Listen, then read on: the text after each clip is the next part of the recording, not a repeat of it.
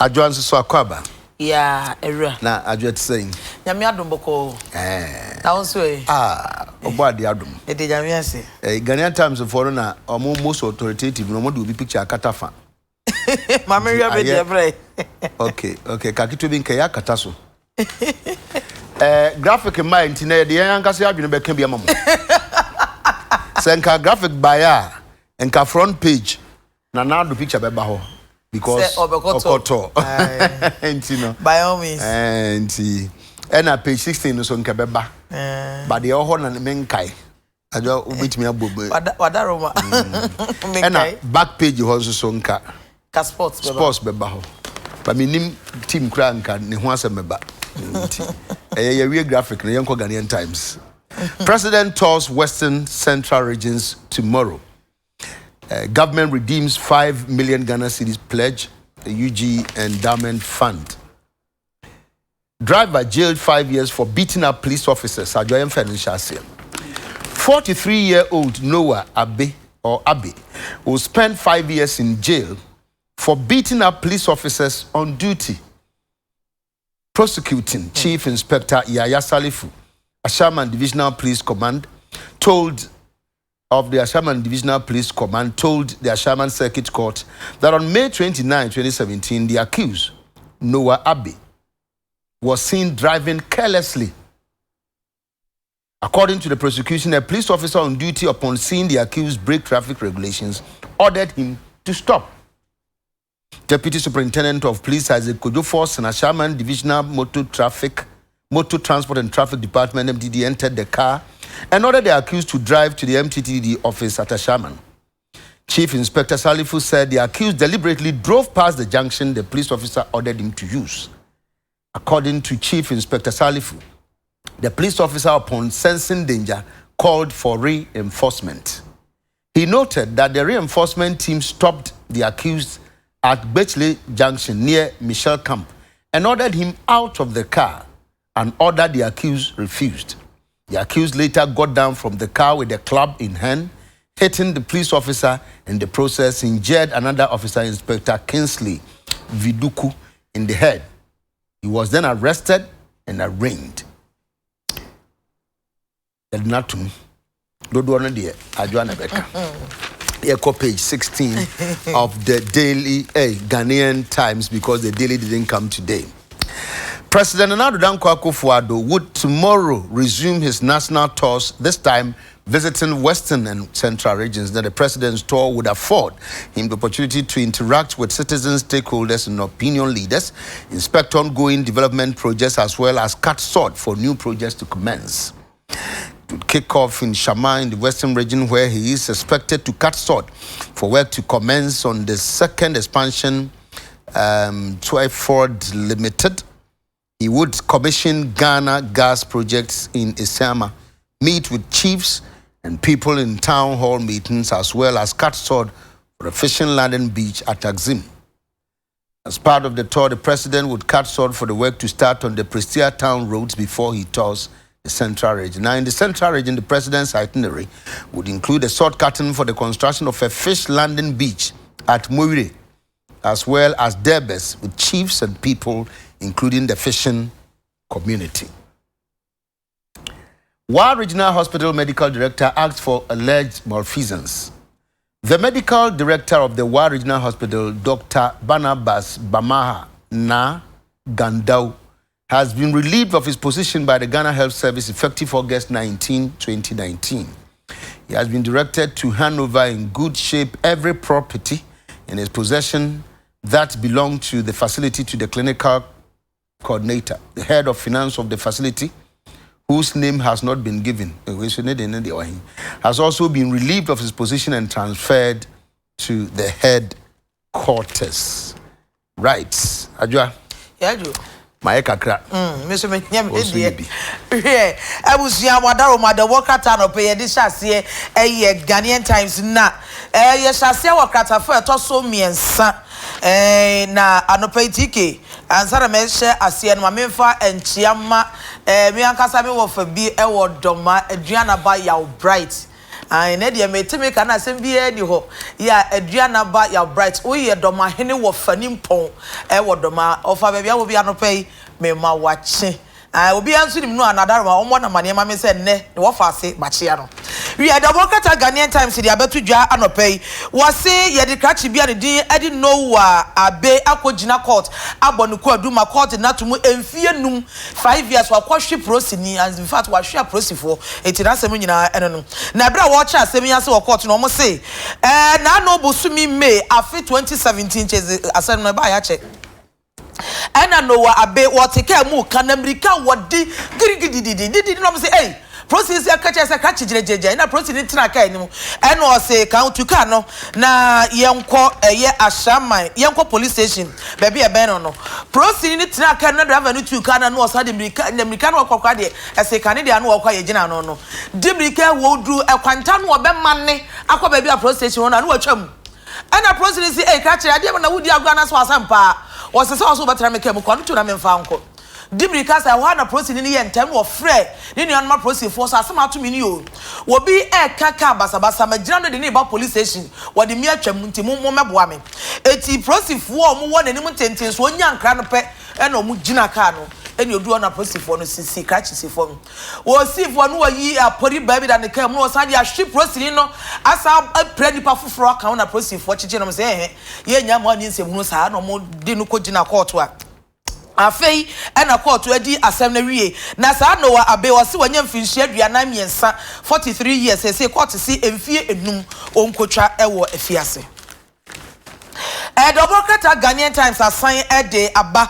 wase Ghana mampani na ado dankwa ekufu ado se ne ate ho asan dada no wo hye aprobo ase ochina ya wokọ amanta mienu atoye mantemu ene evivi mantemu wokọ ensrahwe na o chese sa aprobo ese mampani kwa ema na kwanya manitimi ko hia amanfo ene amanfo di nkita ho ekoti amanfo haw na ono suro mo kasa ekyekye hyehyɛ ya aban wo ene dwumadi awdo mputudwuma awdo bebrebe ekoso aban kwhwe na ade afenu ya bɛhyɛ ase nso no aban ekotwa ahomemu eme ɛhyɛ ne ye no ase eti wakyekye ne nyina mu wɔ Ghanaian Times Bokata mu ene anopai na wɔkyɛ so okohye okohye ahemfo okohye ampanifo ɔne amanfo nso ekohye edi ensa wɔso na ebi ne so ɔbɛhyɛ ase ɛwɔ shama ɛwɔ atoye mantemu ye western region na wɔse wɔkɔ honom a wɔkɔda dwumadi ahodo bebree de wɔse Ghana gas project ɛwɔ Esiama ɛwɔ ɔbɛkɔ hɔ ɔbɛkɔ akohye ahemfo ne amanfo no ma ye nhyiamu bebree ewo Axim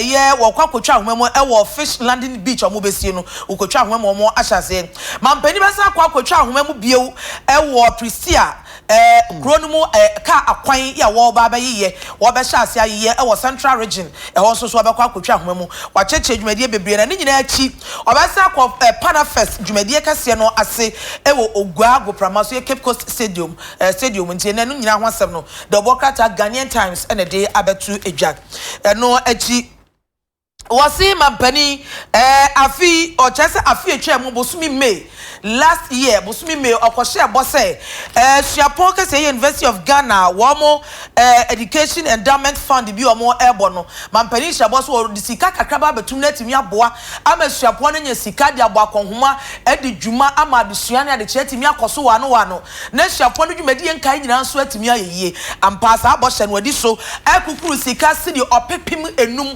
5 million Ghana cedis yakwa kotesa endowment fund ni mu ama University of Ghana and then one some elder the Bokata emu etia bio Ghanaian Times sign their bar page 17 wobo amane se Dr. Penia na owo wa regional hospital eye aban ayaresabia kasia ewo wa didi edi Dr. Barnabas na Gandao say ye yinadi anase akache ne say ne ye adwuma dia Jeff ne sem enti won sesa ne neman nyina na onko na Ghana Health Service and a trust akrata yi di baye papa ni wasem abadada osusu se sika bi finance ase wo hospital ne e dia hye ne sase won hwe hu dwumadie so no sika bi finance ase etu otombo ase ehwemu a afa nu ahwehwe mu awie mu bi no ene se akacha ense efiti ne kro he ayaresa bia ne dan ye dia ma no wotimu ka ye dia ma na mu no woti no odi ayi adwuma bi bia japade de bi e won nkyɛn a ɛyɛ ayaresabea ne de ano wɔn fa ne nyinaa nkɔma coordinator of the hospital na mfa bibia hye ne sa ɔhandi over no mɛsen ɛnkɔ etia bio wɔse pani ɔno nso no wɔhwɛ sikasam so wɔ saa hospital hɔ no ɔno nso so yɛyi na di ɛna ho asɛm no mu kyekye mu no de bɔkrata Ghanaian Times ɛna ɛde abatiki adwa yɛnkɔ today na yenka we say mfanye kase bo na yenchechim so nchiramanfo University of Education Winneba graduation postponed no page 3 adwo ebe kind the finder assembly ho editorial but the rest repa na yaka it's asem na adwo medwen ho ana eme aweho papa hwe asem na asem na gya behwo yes am ye sure say won so meka ye kan wi a won so we beho be ma ni nsunti ankene mesre kwan mesu kakra ana yen kan no preko yen ni kan no yen kan no ahwa no madu light me yen kan no the finder ye ko editorial no na se mu wunimu tira mpese ye kan no na yen huri nsi baabi rotten binim kan Hyundai binim say Hyundai Galopers Ghanaians deserve better adwa kai sa cars no kon kai wo okay, yeah, okay. Me pese be kan ina because your opinion enti. Me sha say free paragraph 3 ho. Page 7. Men kind free paragraph 7 ho. Sorry, paragraph 3 ho.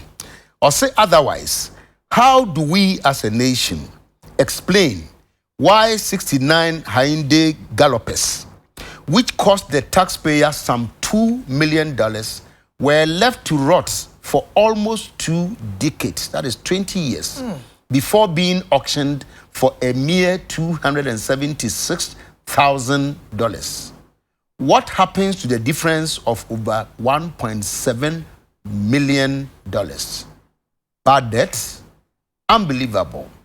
According to reports, the vehicles, 114 in all, were imported by the Rawlings-led NDC administration for distribution to metropolitan, municipal, and district assemblies just before it exited power in 2000, with the government taking delivery of only 27 of the vehicles that year. The remaining 87 came in batches over a period of 3 years. However, the Kufuor administration, which came into power in 2001, refused to distribute the vehicles because it claimed there was no agreement backing the purchase. Question is, why did the Rawlings regime go into such an arrangement with the African Automobile Limited, AAL, in the first place when it was very much aware that the Kufuor administration had been given the power by the people to run the affairs of the state? So, I market time contract in the course. Now, given the fact that the governance is a continued process, why did the NDC administration not hand over the documents covering the importation of the vehicles to the incoming MPP administration? What was so special about the deal that the NDC had to wait for 8 years until another NDC government came into power under the leadership of Professor Mills before paying a whopping amount of $8.4 million to AAL as judgment debt? Is it not irritating, Adwa? I want you to get irritated. What's it? And yeah, bro. You are not angry. Uncle 40 me na you. Adwa dey we can the cheese say. What's the answer? The person bufu. Okay, by the time it was irritating. Yes, is it not irritating that after the nation was plunged into all the mess, nobody is being sanctioned? How do we expect the nation to make progress when there is so much wastage in the system? The finder thinks merely sweeping the matter under the carpet is highly unacceptable and demands that those who cause the huge financial loss to the nation are dealt with appropriately. But I can bet my last coin, nobody will be dealt with. Yeah, I was your way, yeah, the Wakata, the finder. Now, with the finder, no, or some for na dream po, ya, or the other two jano, or the yeah, king, and Wakata for tosso and so. Now, Wakasa, Ebis, and never be a ticket shot, my ministry shot in free. Was to say, your may, it's a bit me at that, you want at your sieda. Suswan pass yet your memo, and your cracker be Makumako, a Drosian Kuno 69, a year who dies, and yet the Nimono who die, Galopers, your de ba edi omanfo sika yeto sika yetetie anase yedi tua ma oman no yedi taxpayer sika ekrasa aka yi ne bo eso million no opepi mienu $2 million enye sika ketwa yedi ka de besi wasa kakaka bi se mfirihia duo no e maka eye Hyundai Galapers makomako aduosia nkro no etete pro ye seye anu nyina se o memuka mu na yakra de aba yamfa anya hwesi wo keke e ma ni nyina eseye na ochiemu a ka de si wasa ya ma fe de duru ba bi ni ye de adoma to subo ni dom komi ya auction ye e de ji si eye dollar no empim ahanu aduoso nsia $276,000 pa ne de ji ye ka no ye ka de $2 million na wi ase no ye boni dom komi e de ji $276,000 ne bo no wasi ewi ase na je se sika 1.7 million ahyekwa wo kraka na bode no abeto no fofofo da baabi enu ebetimi asije sa Ghana eti ene ho asem no chese we sei e yasem a chese wo gidi enye ye na wo hwe asem na agya behwe wo wo san to aso a wo sei se wotie reporter e ba enu a cars no se na dross na enye 69 no omo kra makomako ohane du 9 114 na NDC abanya no mampani dada JJ Rollins da no sabre no en wo kra sa aka no na dwen po sabre ne se wo ba chiche sa Hyundai Galapers no ediama metropolitan any municipal any district assemblies awudo no nyina sabre ne be kaka kra bi wafiri abam chese na ne braso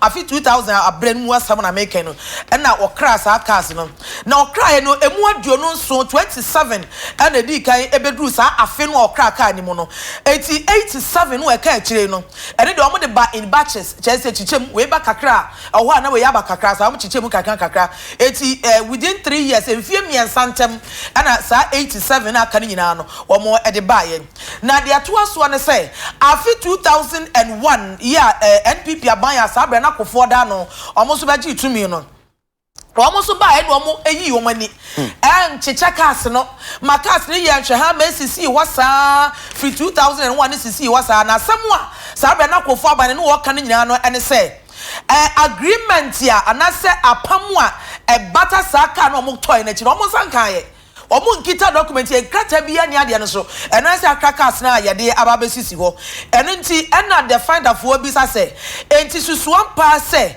eye dan na sa bre na ndisi abanya na mampani dada Rollins da no woni sa adwuma koyi aka na fi omo chefro mo African Automobile Limited AAL woni AAL fo no ekoye a hihye se mo fa cars do se mra na wanyi agreement bia na se wanyi nkrata se bia amfa anania ma ko fo ba se je na nkrakas na kraba no ehun hihye ni ehun kanie ehun hihye ni na fa ye adwuma won so amfa ma ban no enti NPP aban no so tina honom sa ma de no esisi ho sa na o se ya kan ya nom amemwo no eyobi nkọ na obi mra we be so mu a we be obeto aso enya sa aban ba kono kọ enti wo ba de wo be wo de foforo no so ye ni de da bi de obaye ye no eyo man ni dia oye Ghana fo di mu enti sa ya wo dia sa anya wo dia sa wo pe sa wo mpene eyo man ni dia enti amemwo no eye nto aso obi ba oba beto ade obi ayeso enu nti no Saadie sankata se amekan wasi ye cars ye imported by documentation nyina no entimi antentam enti NPP abano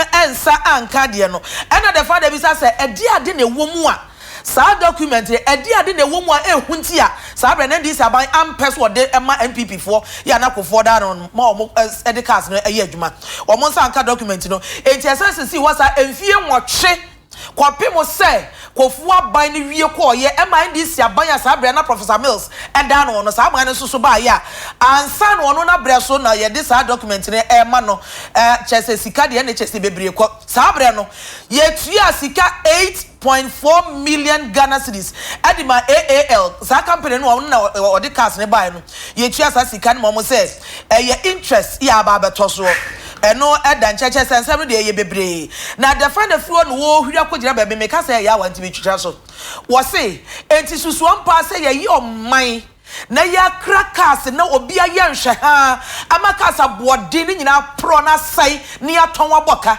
ye nyu obi amfa ho kwadu amono ya ntwe obi aso ya amfa so bu am obi a chese obi anya bone Yanka ya nuntu sa na ye beye den ye tu anamo akoye nim. Say ye yo man na de makoso ensamoni de yekoso ye say o man sika nso wi ayemfa kwa dum obi ya ye ntwe obi ya so ye mo obi akoko ye bede yakoye nim.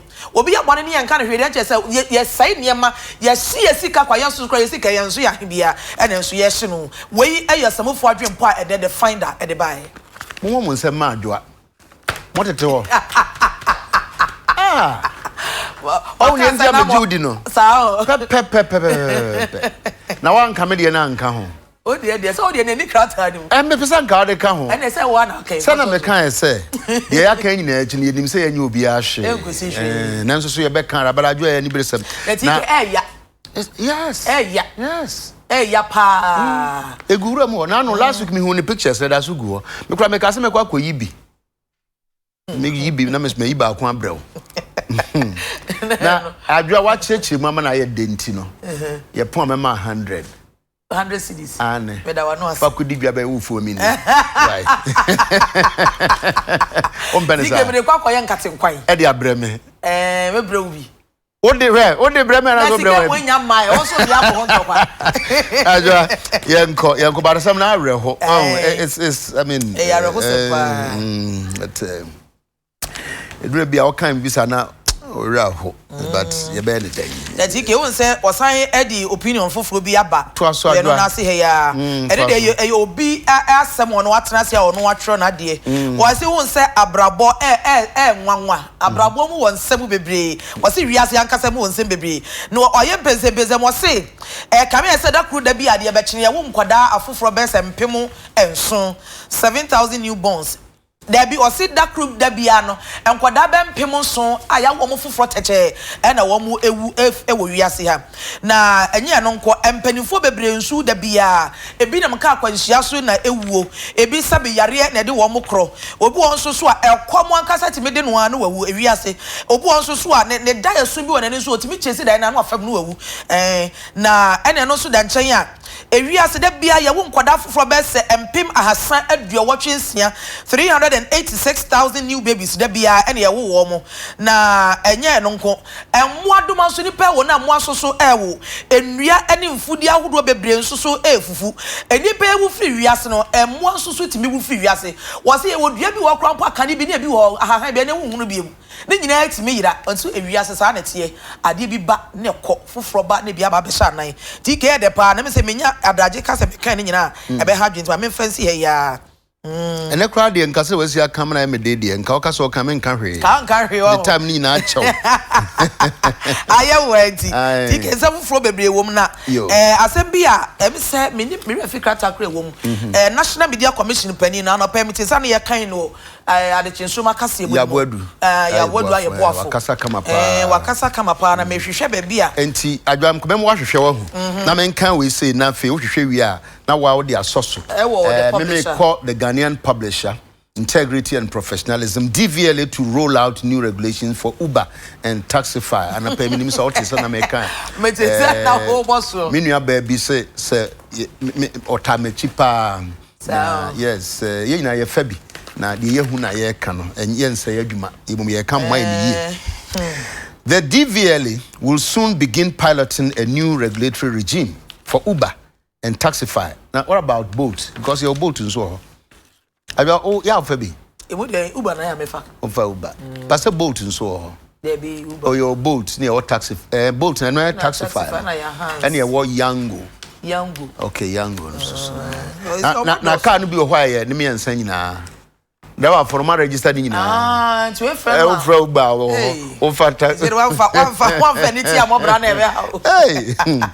Now, the new regulations will provide distinct DVLA identification for the digital transport operators, faster registration, and twice-a-year renewal of roadworthiness of the vehicles.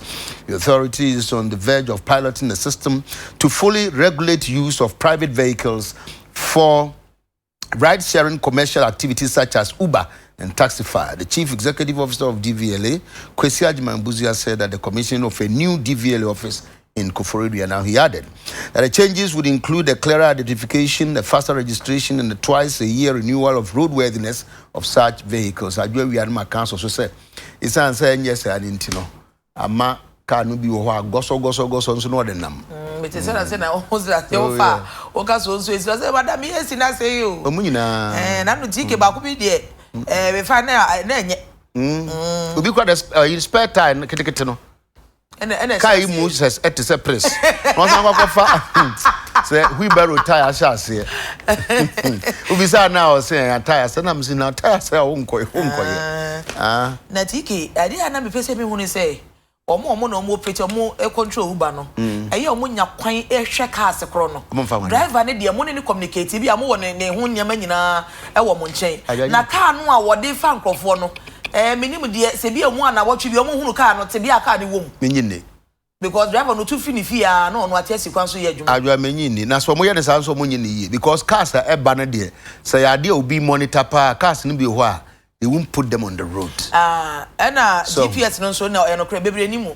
omo nimu ena o friends so ti ka tell say madam baby akọ no nim ho onimu aka ne omo bae no mo kasa ye kama me se me adwa me fro ba ko bi kratch na ye car no mu kama ena wato nsu asim wow so I say just in case sa time na twam ene obia timu bi na obi tim say na no abranti ba ko kasa sa na me gina na me se kratch se wonim na se call wo fa call bi mu a Messi form see the crab in bi ma men come on te afi no so ye so na me say wo ye sorry sa ye den sabi wo call training no ye ka kire wo say wo drive a phone no hye ne ha no kasa jejeje obi nso aba ma pam da o na ne ka no mu fi o na me so fa ka no ko ka o ma ga say honest eyi a obey ro be 5 cedis me fa ho be o ya meje akọ boat me kwa say boat ho so na me ko yangu me chinchina tike mo bebe na me pesa me kankan so be kasa no pay ya so ya no go no but adwa ye nkan ye kan ye na me fa me de na nwo wa ho okay the Obokrata the Ghanaian publisher na wo kan sa asemi wo say GVLA ye o meya dwumeku a ema eka na fe ahyenkafo to mikrata na omo no mo ekasa no wo so mo ba ba ye so me hwe dwumedie kakra bi wo sa Uber any taxify no mo na aba no wo mo ho atoto niam ye se ne ba ye adwuma no ye ne be koso wano na ebi ni say omo be ma wo mo identification bi na omo ye to mikrata bi na fe so afimu no ye be emprenu na be kwakwa road worth no ye be kwani ahwa wo car ne se te bia wo car ne wo mu no ese fata so de fa passenyafo ana na omo ye sa de nyina se ne be ya ye de bebo amanfo a efa no ho ban omo ye sa de we nyina se ne be ya enne car eye private no se ye ya sha se de fa passenyafo yi amanfo ebenya esom a ese na efata enti we eye ho asem a ne the Obokrata the Ghanaian publisher wodi abetu edwa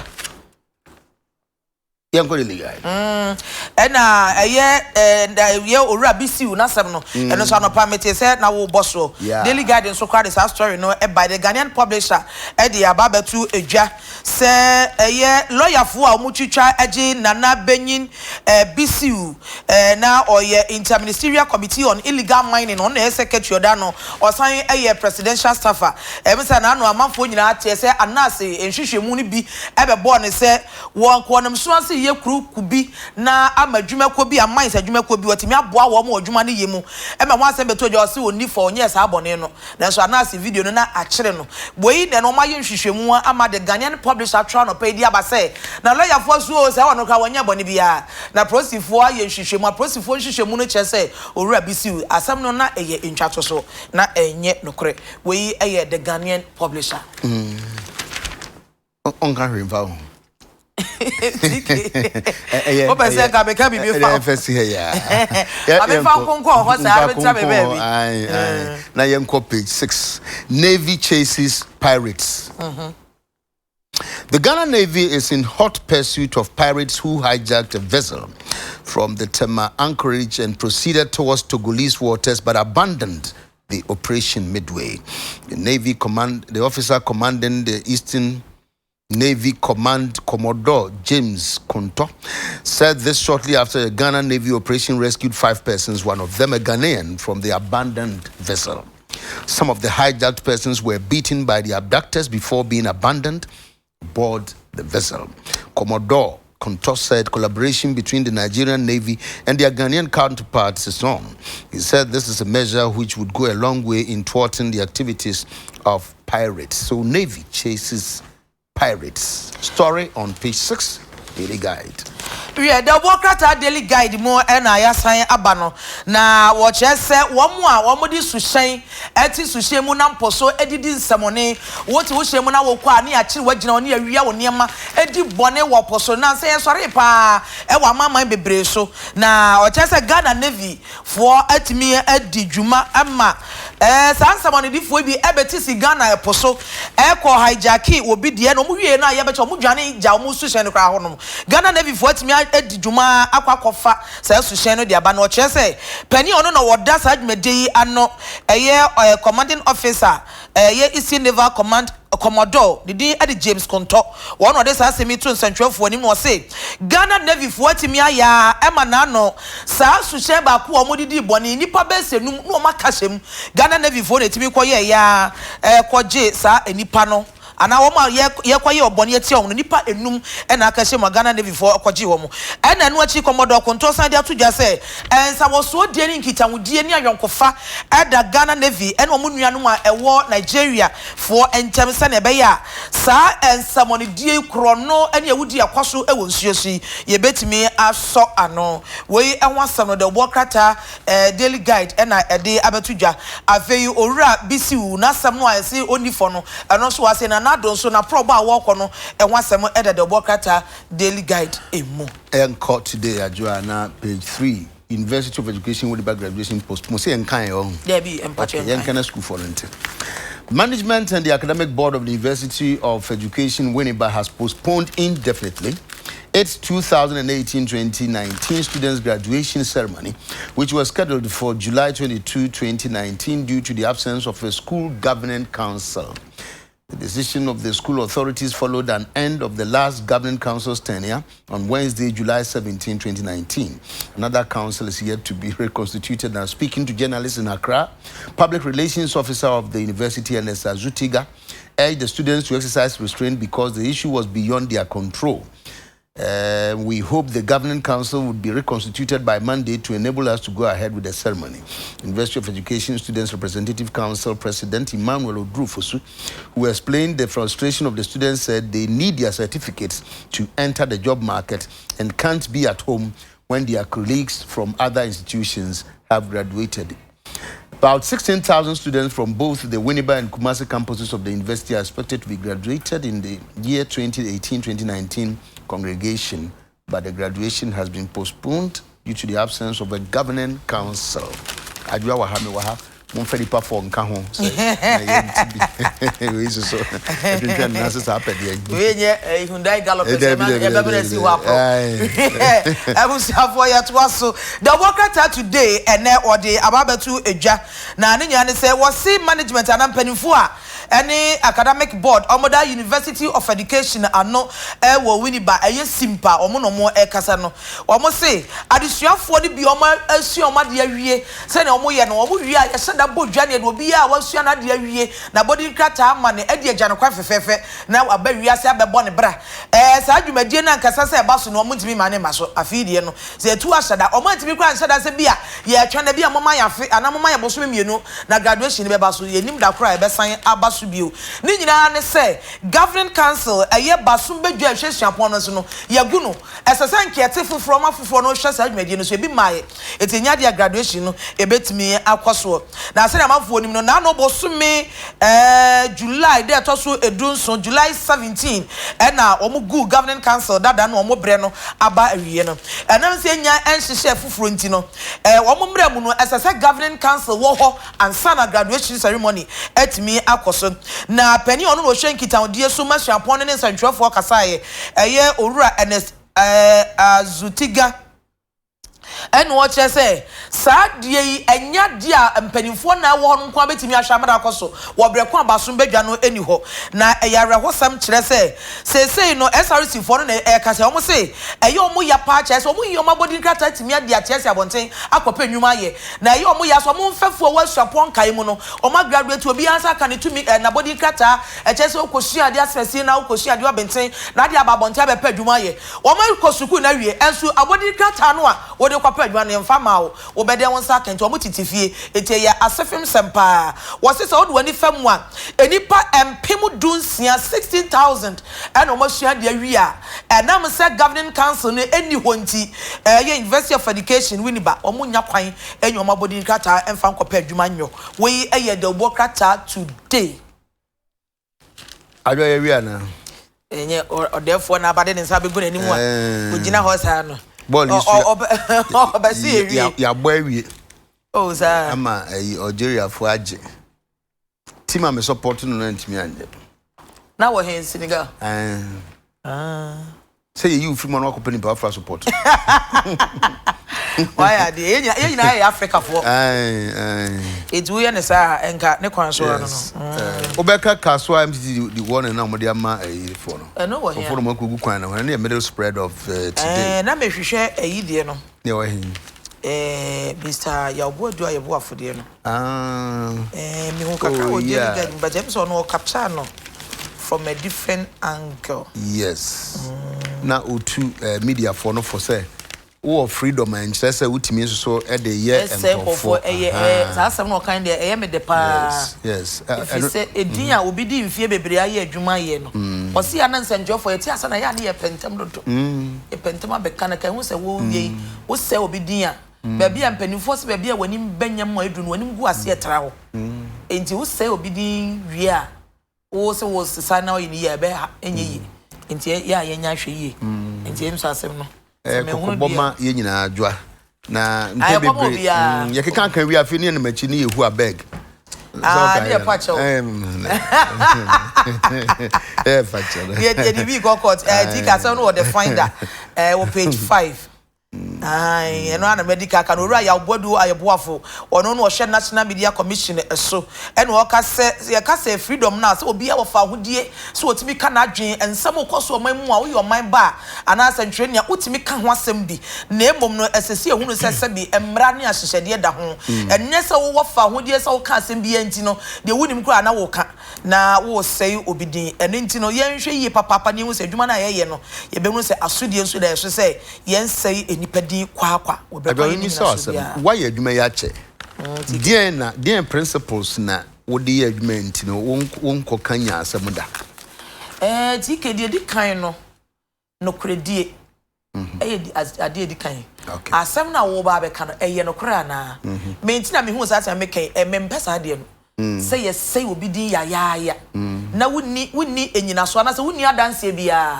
aha ena me de tosu me ne tike me hwema no yie me bom pa yen so na bia me be TV so am tike mu ba say ra de hwe na ma no ampa e ma me nka asem e de me kwa kogira mpanifo ni se me meyi ma no enti ya de a me bom pa say onkonkon nwen ma no na ma no ankoka me bi enti no enye mpa ye no nko a wa kasa so de ahwe yi adwuma na eno so yi ena de obokata na ye de ama won se kan ne tike de omu na me kan me nkan me bia enim watching frost asem a o kan ye enti wa de ka chewa ye be kan paper no ni mo so kan ye sa ibino na eno anu no I was say sheda ye na ye ma be address inchima na aba no and then adwo me nka bi nka ho so say etoda nso so asem ne ye kan ne ato sabi to no so na eboa ya te se enye se ye nim se bi o ho a sa etoda kura papers yi kura bi kura mpo na nya no kure na de bia mitumi nuanom nketo no fo se okona akoto se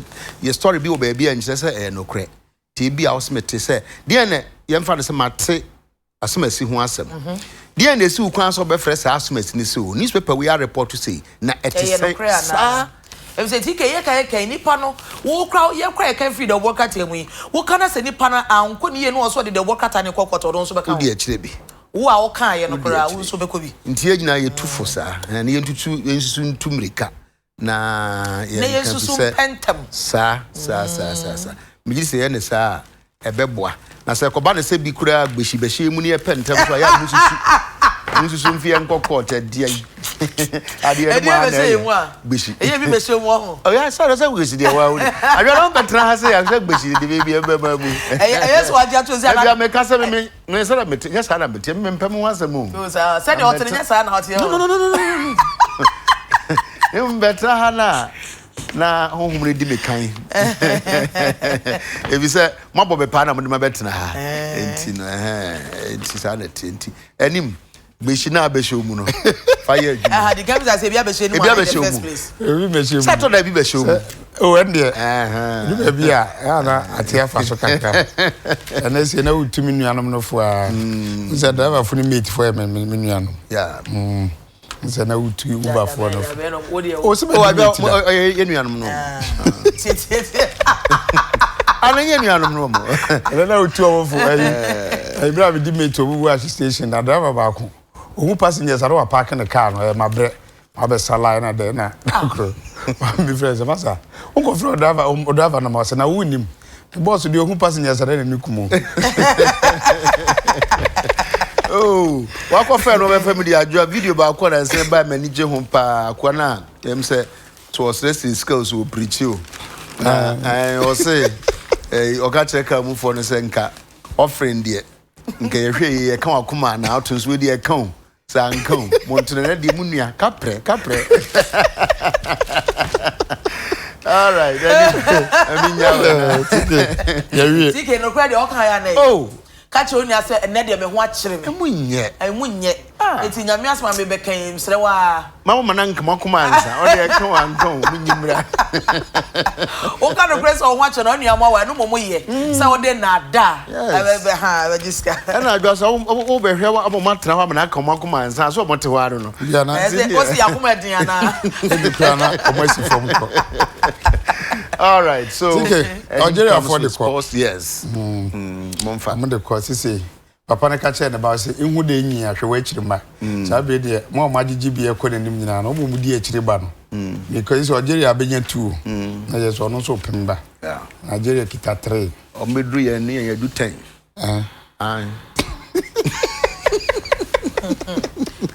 Next half kon ye beji o. Ye beji hwe. September no November. And on started 2021 qualifiers. Ye be sheni nyina. Qualified that.